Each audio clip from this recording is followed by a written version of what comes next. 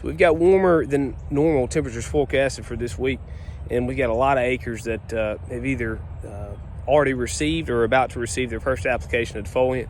Getting some questions on what the best concoction might be on those acres with these forecast temperatures. We've talked a lot about the thidiazuron drop days, free fall over the past week, and that is my preferred product at the moment. That's going to give us the most activity on juvenile growth while still being the safest. We've got a lot of juvenile growth, and the juvenile growth that we have on the plant, it almost looks like what we would typically consider to be regrowth. After we defoliate, if there's a prolonged period, sometimes you'll have those young succulent leaves show up from top to bottom on the plant. We've definitely got that, especially on some of our earliest planted acres that hard cut out and then received the rains and started regrowing. On those acres, the best product, again, thidiazuron, is going to have the most activity while still being the safest. In a week like this, I'm still running 3.2 ounces of thidiazuron. I'm not putting any Folex in my blend. I am using about 12 ounces of finish and then 12 ounces of a 6-pound Ethifon product. So I like to blend that finish in to get that extra active cyclanolid.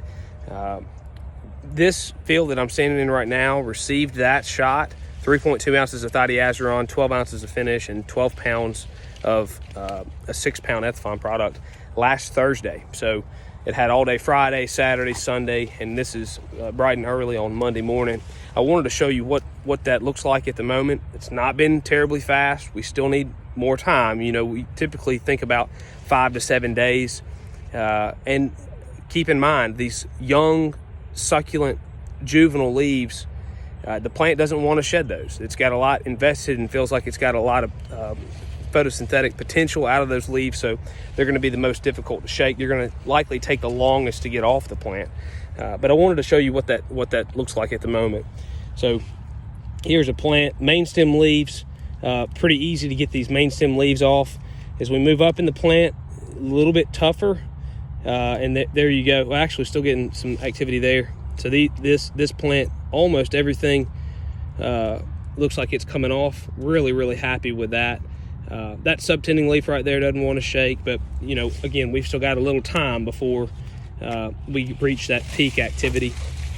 Let's shake this one. Yeah, that's exactly what I want to see.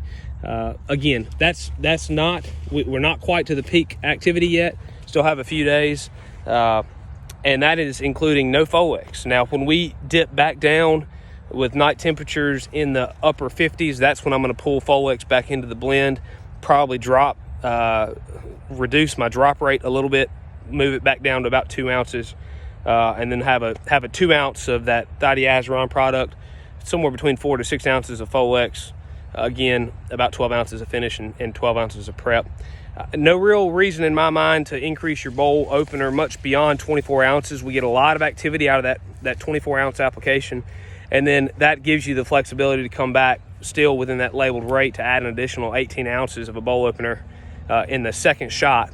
A lot of these acres are going to need a second shot simply because we've got so much juvenile growth, particularly low in the canopy.